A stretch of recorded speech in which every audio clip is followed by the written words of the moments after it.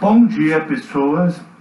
Professor Álvaro, eu estou aqui na minha casa, curtindo a minha pandemia, preparando essa aula para vocês, pessoal do primeiro ano.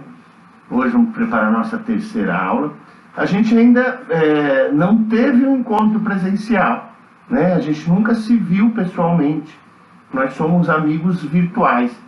Eu vou tirar a máscara. Estou dentro da minha casa, estou sozinho, mas eu fiquei com máscara para lembrar vocês. A gente está vivendo um momento difícil e não deixem de usar a máscara e não deixem de se proteger. Essa terceira aula, a gente vai falar sobre três pensadores contemporâneos, três pensadores que pensam sobre o dia de hoje. Três sociólogos da atualidade. E eu deixei para a quarta aula falar dos autores antigos, Marx, Weber e Durkheim, que são autores do século passado. Esses estão vivos até ontem, fazendo as análises deles, analisando a nossa sociedade como está hoje, analisando o que a gente está vivendo.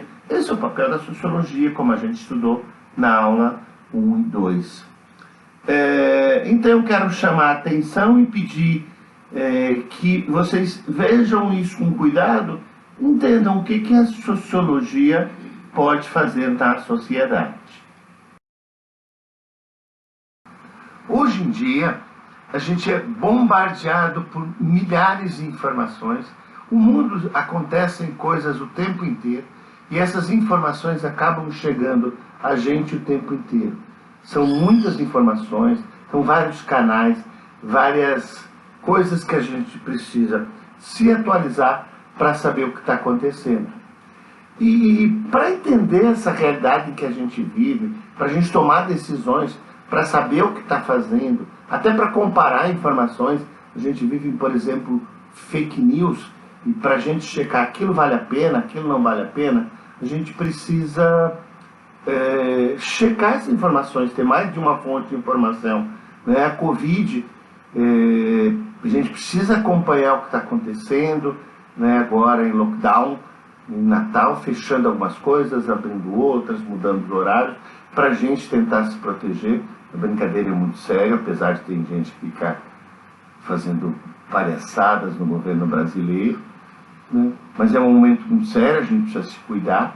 E a sociologia, ela tenta dar conta dessa realidade, ela tenta enfrentar esse momento dando informações, previsões, generalizações.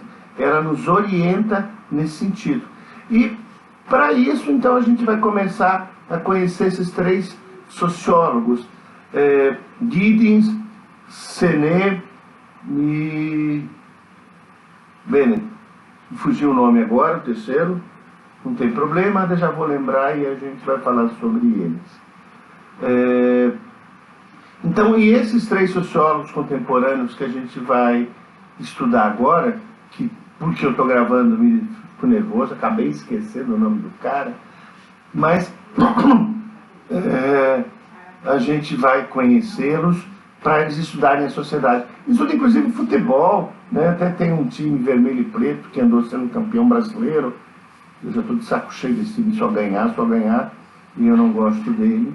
Mas, enquanto sociólogos, a gente precisa entender tudo o que está acontecendo na sociedade e pensar as suas consequências, as consequências sociais dessas coisas. Bora lá então, gente?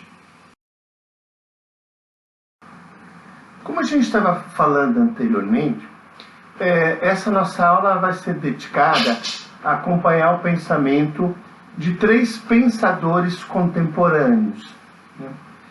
Nós vamos ver a visão contemporânea da relação entre o indivíduo e a sociedade. É preciso entender que cada época, essas relações entre os indivíduos, elas mudam, elas são influenciadas pelo qual essas relações acontecem e as ações individuais mudam. A gente pode pensar de como mudou nos últimos anos a relação entre os pais e os filhos, que era diferente entre os avós de vocês e o pai de vocês, e assim por diante. A sociedade muda e com isso muda muito a sociedade, né? Eu coloco essa foto aí, que ela é bem emblemática para mim. É uma foto de uma menina aprendendo a usar o banheiro, o piniquinho, enquanto ela já está na internet, utilizando a internet. Ou seja, é uma coisa impensável há poucos tempos atrás, e até hoje. Nem todas as famílias têm um computador que uma criança dessa idade pode ficar acessando, pode ficar usando livremente enquanto vai ao banheiro. Ou seja, antes de aprender a usar o piniquinho, a criança já está aprendendo a mexer no computador. É uma nova realidade. E isso estabelece novas relações entre pais, filhos, entre amigos e amigas, né? Isso estabelece uma nova compreensão, né? E essa nova sociedade constrói diferentes relações entre o indivíduo e a sociedade. A gente passa a ter uma nova compreensão do outro, uma nova compreensão do que é amizade, do que é casamento, do que é estar junto, do que estar afastado, do que é o trabalho, do que é ir ao banheiro. Então, todas essas coisas passam a ter uma nova compreensão social, uma nova percepção da realidade. Então, a gente vai ver agora aqueles três sociólogos que eu falei para vocês. Aliás, eu só falei dois, eu tinha esquecido o nome de um, mas acontece, né? O professor erra e erra bastante. O primeiro é o Norbert Elias, então a gente vai conhecer o que pensa o Norbert Elias, como é que ele vê a sociedade, como é que ele vê as relações entre os indivíduos. O Norbert Elias já morreu, mas o Anthony Giddens, até onde eu sei, ele ainda permanece vivo, né? E o terceiro é o Richard Sennett, né? Então são esses os três sociólogos. Eu estou rindo porque eu trabalho muito, mexo muito com esses nomes, são quase da minha família e acabei esquecendo o nome deles no último slide. Mas então, essa nossa terceira aula, a gente vai conhecer o pensamento deles sobre como que está acontecendo a relação dentro de casa, no trabalho, no namoro, nas escolas, como é que está acontecendo a relação entre indivíduos e a sociedade nos dias de hoje. O Norbert Elias, ele demonstra que a compreensão da vida social é construída num processo de influência mútua. Ou seja, eu vou entender a sociedade à medida em que eu entender que o indivíduo, eu, ou qualquer pessoa, constrói a sociedade no qual a gente vive, mas também a gente é fortemente influenciado pela sociedade e essa sociedade nos constrói. Dá o exemplo do uso da máscara. Eu sou pressionado pela sociedade a usar a máscara, ou em alguns grupos eu sou pressionado a não usar a máscara, e se a sociedade vai usar essa máscara, vai ser o resultado dessas ações individuais. Então, na mesma medida em que eu sou influenciado a usar ou não usar a máscara, eu influencio o grupo onde eu vivo a usar ou não usar a máscara. É uma estrada de mão dupla. Para esse sociólogo alemão, as pessoas elaboram estratégia para alcançar seus objetivos convivendo na sociedade, né? Vamos supor que eu seja um idiota totalmente contrário ao uso de máscaras, mas eu quero entrar no supermercado, eu sou obrigado a botar uma máscara para que eles permitam que eu entre no supermercado. Ou seja, eu preciso elaborar estratégia para alcançar os meus objetivos na minha vida, considerando que eu vivo uma sociedade, que eu sou influenciado por essa sociedade e que eu a influencio. Um bom exemplo disso são as leis. As leis de trânsito, por exemplo. A mesma lei que me proíbe de entrar numa rua porque é contramão, ela garante que eu posso andar na minha mão tranquilamente, sem ser obstruído por um outro carro que vem na outra direção, né? Então, na medida em que a gente cria leis que nos protegem, essas leis criam pressão para que a gente as obedeça. Elas garantam que a gente consiga viver em conjunto. Então, essa é a análise que o Norbert Elias faz, ou seja, que é um processo de mão dupla. A construção social, ou seja, eu construo a sociedade na medida em que eu sou construído por ela. Ela coloca, o Norbert Elias, coloca os indivíduos como ator social, aquele que constrói a sociedade. Mas ele não constrói só como ele quer, ele constrói pressionado por essa sociedade que existe independente dele, que existe antes dele. Então nós temos assim essa compreensão do Norbert Elias, como é que se dá as relações sociais. Isso eu usei máscara, eu usei aqui a lei de trânsito, mas funciona para toda a relação com o teu pai, a relação com o teu professor no trabalho.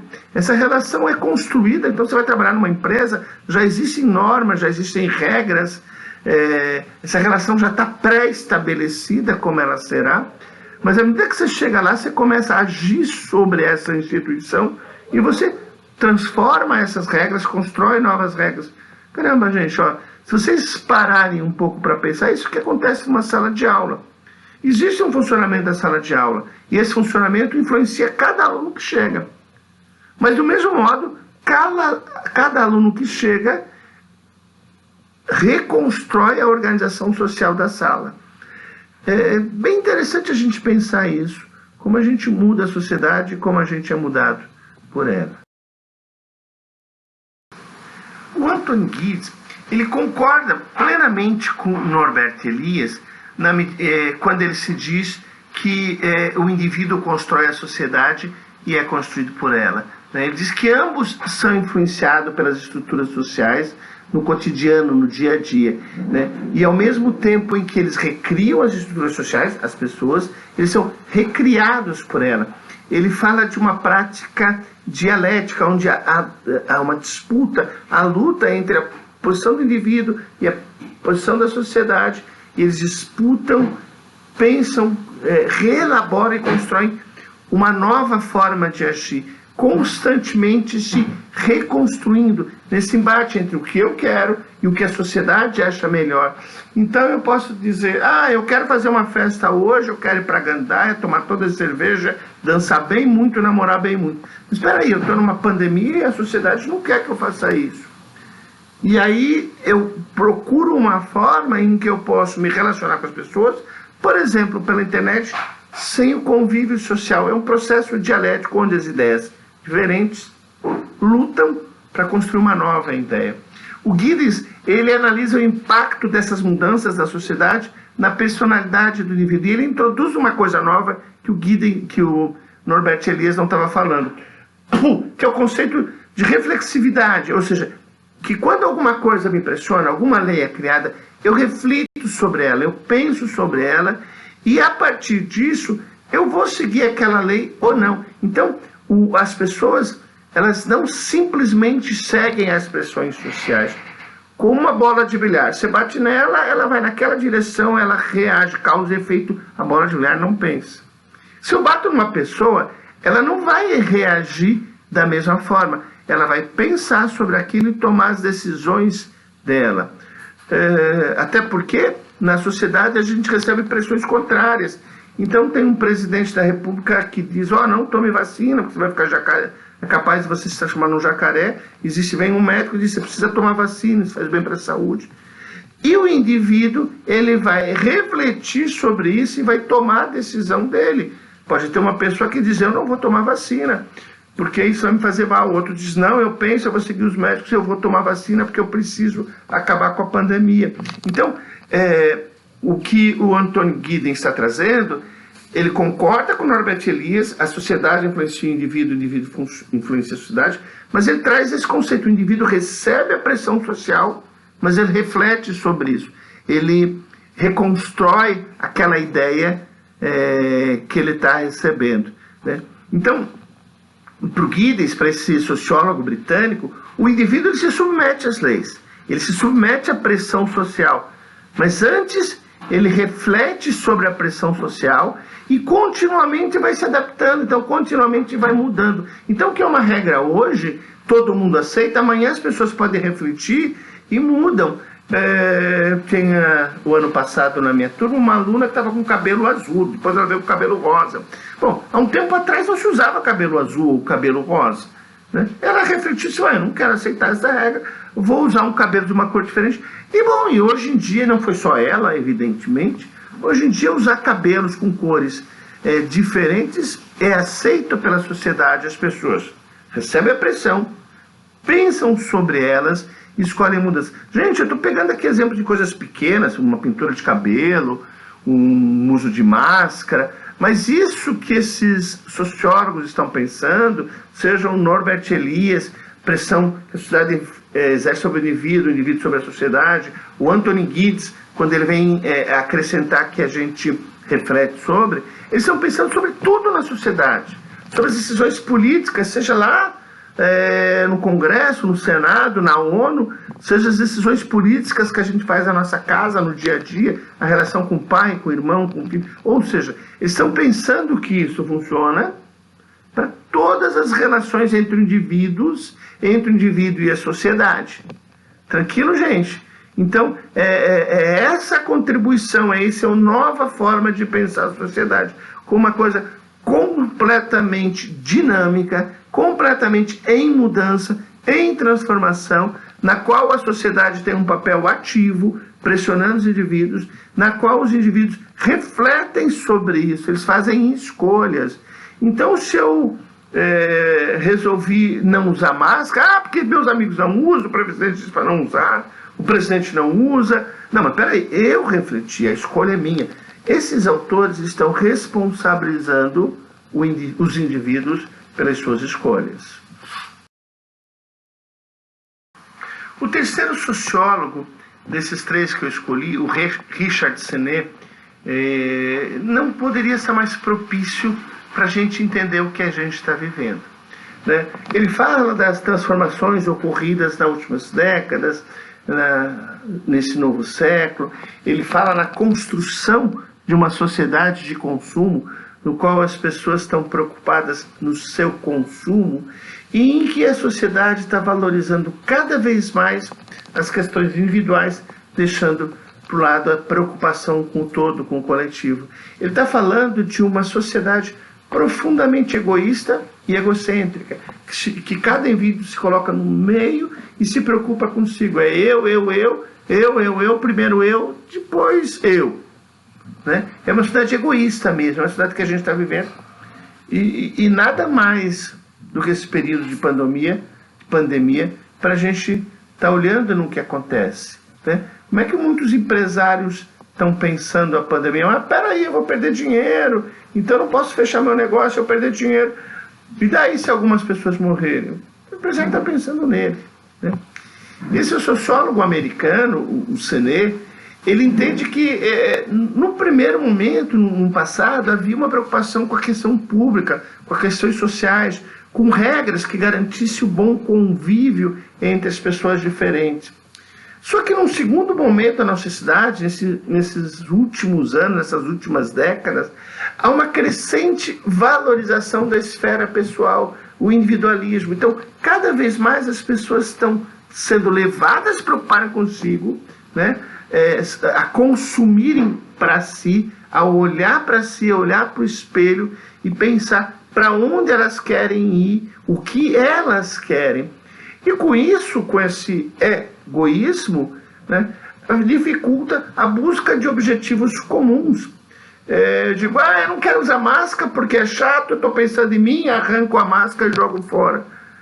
E o objetivo comum da sociedade de se proteger do coronavírus, onde é que fica? Não, mas eu não quero, eu não estou preocupado com isso, eu não quero usar máscara, a minha liberdade. Então, o que o Sennett ele traz, ele acrescenta as discussões do Elias, as discussões do Giddens. O que o Sennett está trazendo é que a gente está vivendo agora numa sociedade em que o eu fala muito mais alto que os nós. As pessoas querem saber de si e às vezes atropelam os outros porque elas estão preocupadas em satisfazer os seus desejos, né? Isso a gente tem visto no trânsito. Então o cara não está nem aí, aquela vaga para deficiente, eu vou lá e estaciono e digo, não, mas porque eu preciso, eu vou estacionar naquela vaga, que se lasque os outros. As pessoas acabam entendendo, por conta desse egoísmo, que as suas necessidades são muito mais importantes que a dos outros, que o eu sou muito mais valioso que todo mundo. Então, um aluno numa sala de aula, por exemplo, é capaz de prejudicar a turma toda, porque naquela hora ele não quer assistir aula, ele não quer ficar quieto. Então, não se preocupa se está prejudicando 50 alunos, se o professor teve que parar a aula por causa dele, e tem 30 alunos na sala de aula parado, escutando uma bronca de um professor, porque ele resolveu fazer isso, né? Isso é importante a gente pensar. Isso não é uma coisa de uma pessoa má. O que o Séné está mostrando é que isso tem sido um componente social e influenciado pela nossa sociedade de consumo, que diz assim: pense em você, consuma você, compre para você, seja você acima de tudo. É isso que a sociedade está colocando para a gente. Então, esse papel egoísta, né, do ego em primeiro lugar, do egocêntrico, é um papel em que nós estamos sendo empurrados pela sociedade de consumo e empurrados pelo nosso desejo egoísta. E cada vez mais deixando de lado os interesses dos indivíduos, as suas vontades, as suas necessidades. E acaba uma coisa de pisar no outro para atingir o seu objetivo. Concluindo o que a gente vinha dizendo até aqui, o sociólogo carioca José Maurício Domingos, ele esclarece que esses novos espaços da cidade, eles criam o que ele chamou de uma sociabilidade moderna, na qual surge uma nova identidade individual e coletiva, que ela é construída constantemente num diálogo entre o indivíduo e a sociedade, no qual o indivíduo interpreta a realidade, ele interpreta o que está acontecendo, ele compreende o que está acontecendo, e aquilo que ele está experimentando, e as condições materiais na qual ele está submetido, que não é uma questão de interpretação, se é obrigado a se submeter a ela. Se eu estou com fome, a realidade da sociedade me dá um salário, e eu tenho que me submeter a isso, mas eu também ajo sobre isso, interpretando o meu desejo, interpretando quando a sociedade me diz que eu preciso comprar uma bicicleta ou comprar chocolate. Então, o que tem acontecido é que nas sociedades pós-modernas, o indivíduo circula nessas cidades a partir das suas escolhas, das quais ele é responsável. E isso traz para ele um sentimento de pertencimento a diversas coletividades. Então, quando eu faço uma escolha, eu estou me associando àquele grupo. Vamos supor que eu resolvo usar a camisa vermelha e preta daquele time, aquele que eu não gosto, que acabou de ser campeão brasileiro. Então, quando ele faz essa escolha, ele está se associando a um grupo, a uma coletividade. Então, todas as nossas escolhas, elas nos colocam pertencentes a determinados grupos. Eu escolho participar de uma igreja, eu escolho curtir determinado tipo de música, eu escolho ir à academia ou não ir à academia, esse tipo de roupa, aquele tipo de roupa. Ou seja, todas as nossas escolhas nos levam a pertencer ou a não pertencer a determinados grupos. E como cada pessoa pertence a vários grupos simultaneamente, ela faz parte de uma igreja, pode fazer parte de uma banda de forró, ela pertence a um grupo de alunos do IF, faz parte de um time, torce para outro, ou seja, ela pertence a vários grupos sociais, né? Ela acaba tendo uma identidade fragmentada. Pensa só, eu posso, por exemplo, trabalhar num posto de saúde onde todo mundo usa máscara, porque todo mundo sabe que a doença é complicada, é perigosa e a máscara protege, e ao mesmo tempo morar com uma família que apoia esse presidente, que é contra o uso da máscara e que acha que não deve usar máscara. E aí eu, Álvaro, fico na dúvida: e qual grupo eu pertenço? Como é que eu construo a minha identidade? E aí eu fico circulando entre essas várias coisas. Gente, eu estou falando de máscara, mas isso vale para todas as nossas escolhas. Muitas vezes um colega teu na escola diz uma coisa para você, em casa você ouve outra coisa da sua mãe, o professor diz uma terceira, o pastor ou o padre da tua igreja diz uma quarta, um outro amigo diz uma quinta, um primo que já passou por isso diz uma sexta, E essa lógica, você tem várias identidades e é obrigado a escolher entre elas para que direção você vai seguir, né? Ou seja, no fim, você é pressionado, mas você faz as escolhas. Tem um sociólogo norte-americano chamado Charles Wright Mill.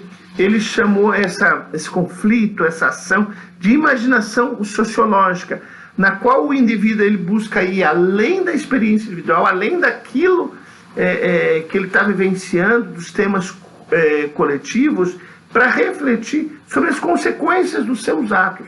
Então eu sou colocado diante de uma decisão. Tem milhões de pressões para vários lados do que eu devo fazer. Mas ele chama de imaginação sociológica na medida em que eu penso as várias posições e tomo a minha decisão, né? Eu escolho o meu caminho. É assim que a gente vai entender o que está acontecendo na sociedade. Há pressão, mas as pessoas conseguem filtrar isso e fazer as suas escolhas. Eu gosto de dar o exemplo do trânsito. Eu escolho correr no trânsito. Eu vou correr, descer um cacete no carro, sair voando. Isso pode expressar a minha urgência momentânea, eu tenho que chegar num lugar rápido. Pode expressar a minha vontade de correr rápido, minha despreocupação com o que está acontecendo ao redor, né? Porém, quando eu faço isso, se envolve também uma preocupação social, que precisa ser relacionado com o momento, com a realidade histórico-social em que está vivendo ali. Então, Álvaro, ou qualquer ser humano, na medida em que ele toma uma escolha, correr no trânsito ou não correr no trânsito, eu estou fazendo escolhas e que vão impactar na sociedade. Eu construo a minha identidade, pressionado pela sociedade, e na medida em que eu reflito sobre isso, sobre as consequências da minha ação, eu estou me construindo enquanto ser. Então, esses sociólogos estão colocando o indivíduo dentro de uma panela de pressão de tudo que é lado, pressionando ele, mas que ele não sucumbe a isso, que ele sai dali enquanto indivíduo. Então, várias pessoas mandam eu tomar decisões diferentes, ou me pressionam a fazer escolhas diferentes, mas eu sou aquilo que eu escolho fazer. Claro isso? Terminando essa aula, eu acho que a gente pode compreender e entender que o objeto da sociologia contemporânea, hoje em dia, não é muito diferente do que era um tempo atrás, é compreender a relação entre a existência individual, entre como é que eu vivo no mundo, como é que as coisas do mundo impactam sobre mim, como é que eu estou inserido nessa realidade, e a sociedade na qual eu vivo, que coloca normas. Nem todo mundo tem uma vida de família, mas para todos nós, o nosso mundo é o nosso castelo, o castelo que nos influencia, que nos gera normas, que nos gera as preocupações, que estabelece regras, algumas as quais a gente aceita e outras a gente não aceita. Para a gente continuar essa nossa aula de sociologia, antes de desejar esse grande abraço para todos vocês, eu quero lembrar que na próxima aula a gente vai conhecer também 3 pensadores, só que são pensadores mais antigos, que eles, de certo modo, formularam toda a base do pensamento sociológico. São pensadores do início do século passado ou até antes disso. Mas apesar de antigos, eles não perderam a validade. Eles trazem muitas coisas para a gente refletir e que os 3 fundamentam o pensamento desses autores novos, de toda essa sociologia contemporânea, de todo o nosso pensar sobre a sociedade em que a gente vive.